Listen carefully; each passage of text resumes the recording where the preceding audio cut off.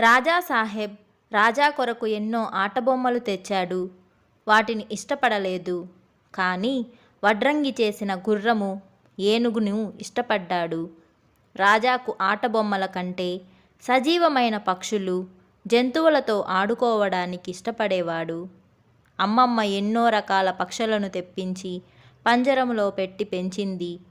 కుందేలును, జింకను తెచ్చి పెంచింది. రాజా ఒకరోజు పక్షులను వదిలివేశాడు. అమ్మమ్మ రాజాను హృదయానికి హత్తుకొని, చాలా మంచి పని చేశావు. అవి ఇప్పుడు వాటి తల్లిదండ్రుల వెంట చెట్ల మీద సంతోషంగా విహరిస్తూ నిన్ను ఆశీర్వదిస్తాయి.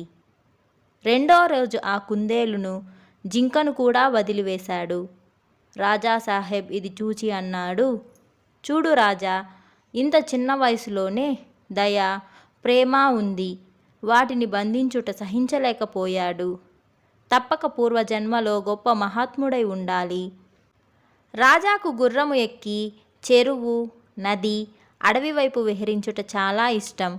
రాజా గుర్రంపై నుండి దిగి ఆనందంతో అన్నాడు, అమ్మమ్మ, ఇవాళ నేను నృత్యం చేస్తున్న నెమలిని చూచాను. అది ఎంత అందంగా ఉందో, దాని పింఛము ఎంత మెరుస్తుందో. రాజా రోజు అమ్మమ్మ వెంటబడి పూల తోటలోకి వెళ్ళి సీతాకోక చిలుకల వెంబడి పరిగెత్తేవాడు. అమ్మమ్మ చెప్పేది, వాటిని పట్టకూడదు, వాటి రెక్కలు విరిగిపోవును, అవి చనిపోవును. రాజా ప్రశ్నలకు అంతము లేదు. అమ్మమ్మ, ఈ సీతాకోక చిలుకలు ఆకాశం వరకు ఎగురగలవా? వీటి రంగు ఇన్ని రకాలుగా ఎందుకుంటాయి? వీటికి రెక్కలు ఉంటే నాకు ఎందుకు లేవు? నీవు పూలను ఎందుకు కోయవు? అందరూ కోసి గుడికి తీసుకువెళ్తారు. పూలల్లో ప్రాణముండదా? చెట్లు శ్వాస తీసుకోవా? గులాబీ చెట్లకు ముండ్లు ఎందుకుంటాయి? పూలు ఇన్ని రకాలుగా ఎందుకున్నాయి? అమ్మమ్మ ఈ ప్రశ్నలన్నింటికీ ఒకదాని తరువాత ఒకదానికి జవాబు ఇచ్చేది. రాజా రోజు గుర్రం మీద ఎక్కి తిరగడానికి బూరా వెంబడి వెళ్ళేవాడు. గుర్రం పేరు కాలు, దాని కొడుకు పేరు బాదల్. రాజా ప్రసన్నంగా ఎగురుతూ అన్నాడు, బూరా కాలును, కొద్దిగా ఆగమను. ఇక్కడ చెట్లు ఎంత అందంగా ఆడుతున్నాయి. బూరా కాలుకు ఆగమని సైగ చేశాడు. ఆగింది. రాజా చప్పట్లు చరచి అన్నాడు, కాలు చాలా తెలివిగలది, సైగలను అర్థం చేసుకుంటుంది.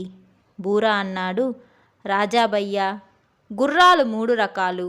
ఒకటి మొండివి, అవి బెత్తంతో కొట్టనిదే నడవవు. రెండవ రకము కళ్ళెము లాగగానే నడుచును. మూడవ రకము సైగ చేయగానే నడుచును.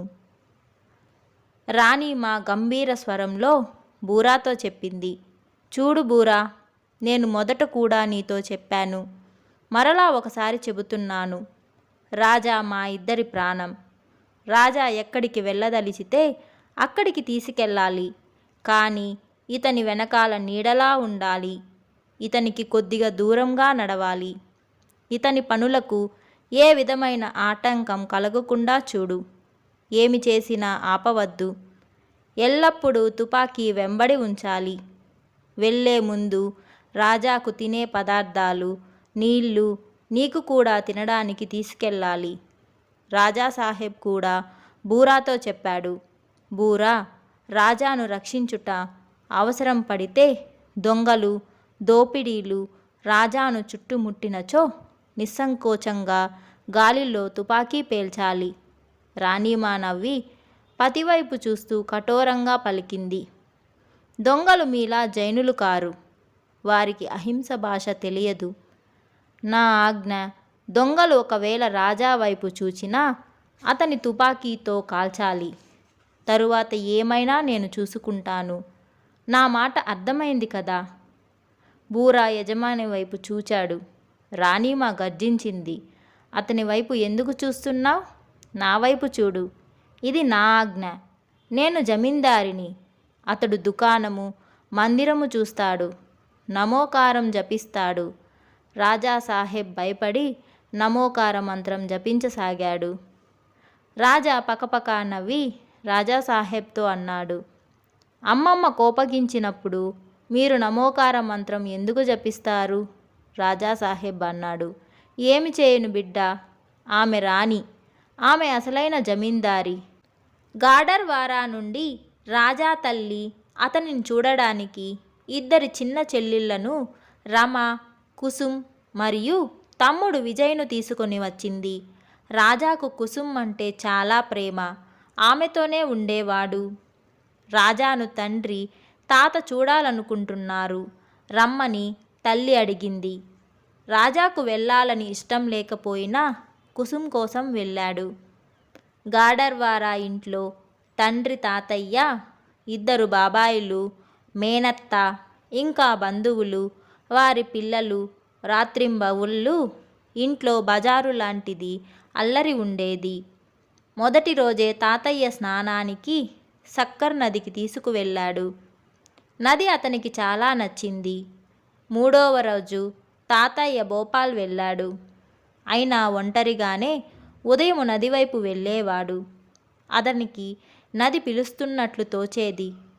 అతడు వెళ్ళగానే ప్రణామం చేసి దాని నీటిని అతి ప్రేమతో ఆచనము చేసి తల్లి పాలు తాగినట్లు తాగేవాడు. గంటల కొలది నది ఒడ్డున మౌనంగా కూర్చొని దాని ప్రతిస్థితిని గమనించేవాడు. ఒకరోజు రాజా విహరించుచూ 2 మైళ్ళ దూరం వెళ్ళాడు. అక్కడ నది చాలా లోతుగా ఉంది. ఒక వృద్ధుడు అక్కడ ఆనందంతో ఈదుతున్నాడు. అతడు రాజాను చూచి నవ్వాడు. రాజా కూడా నవ్వాడు. ఆ స్థలము రాజాకు చాలా నచ్చింది. అక్కడికి రోజు 5 గంటలకు వెళ్ళేవాడు. ఆ వృద్ధుడు కూడా అప్పుడే వచ్చేవాడు.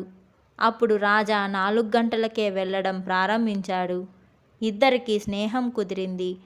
వృద్ధుడు అన్నాడు, నది ఇక్కడ 100 అడుగుల లోతు ఉంది. ఈత నేర్చుటకు మంచి స్థలం కావాలంటే నీకు ఈత నేర్పిస్తా. రాజా అన్నాడు, లోతంటే నాకు చాలా ఇష్టం. నేను అనుకుంటాను ఈత నేర్పబడదు, అది తనంతట తానే వస్తుంది. మీరు రోజు అతి ధ్యానంతో ఈదడము చూస్తాను. నేను నా అంతట నేనే ఈదగలను. నీరు ప్రతి వస్తువును పైకి ఎగరవేయును. నేను నదిని తల్లిగా భావిస్తాను. నది నన్ను ముంచదు.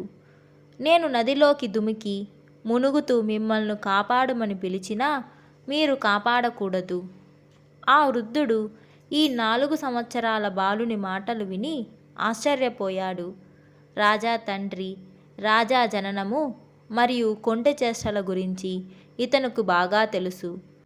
ఏది చెప్తున్నాడో అది చేసే సామర్థ్యము రాజాకు ఉంది. మన ఆత్మవిశ్వాసం, నిర్భయం మరియు నది మీద ఉన్న విశ్వాసమే ఈదుటకు మూలమంత్రము. రాజా నదిలో దుమికాడు. వృద్ధుడు చూస్తున్నాడు. రాజా 2 సార్లు నీళ్లలో మునిగి తేలాడు. భయపడక ధైర్యంతో 2 కాళ్లను సైకిల్ నడిపినట్లు ఆడిస్తున్నాడు. చేతులను వంకర తింకర వేయక నియమానుసారంగా వేస్తున్నాడు. వృద్ధుడు పైనుండి కొన్ని సూచనలను ఇవ్వదలిచాడు. కానీ రాజా 10 నిమిషాలలోనే ఈదడము ప్రారంభించాడు. ఆ వృద్ధుడు ఆశ్చర్యపోయాడు. అతని జీవితంలో మొదటిసారి చూశాడు ఇలా ఈత నేర్వడం. ఇంటికి వెళ్ళగానే తల్లి అడిగింది, రాజా, నీవు నది ఒడ్డున ఏం చేస్తావు? నీవు రావడానికి ఇంత ఆలస్యం ఎందుకు అవుతుంది? రాజా అన్నాడు, నేను నదిని చూస్తుంటాను. తల్లి అన్నది, నదిని చూడడానికి ఇన్ని గంటలు అవసరమా? నీవు తప్పక అక్కడ ఏదో చేస్తుంటావు, నాకు చెప్పవా? రాజాకు తెలుసు, తల్లి అర్థం చేసుకోదు, నమ్మదు. కావున తల్లిని సంతోషపెట్టుటకు అన్నాడు, ఏమీ లేదు, నదిలో స్నానం చేస్తాను, దుముకుతాను, ఆడుతాను. కానీ ఒడ్డున ఇసుకలో బొమ్మరిల్లు కడతాను, ముత్యపు చిప్పలను, శంకులను ఏరుతాను. తల్లి నవ్వి అన్నది, సరే మంచిది, కానీ లోతు నదిలోకి దిగకూడదు. అక్కడ స్నానం చేసే ప్రయత్నం కూడా చేయకూడదు. రేపటి నుండి మీ తాత వెంబడి వెళ్ళు. దీనికి కంటిన్యూషన్ నెక్స్ట్ వీడియోలో చూస్తారు. సో ఈ వీడియో మీకు నచ్చినట్లయితే తప్పకుండా లైక్ చేయండి. అలాగే మీరు నా ఛానల్ని ఇంకా సబ్స్క్రైబ్ చేసుకోకపోతే తప్పకుండా సబ్స్క్రైబ్ చేసుకోండి. ఇంకొక ఇంట్రెస్టింగ్ వీడియోతో మళ్ళీ మీ ముందుకు వస్తాను. అంతవరకు టేక్ కేర్ అండ్ బాయ్.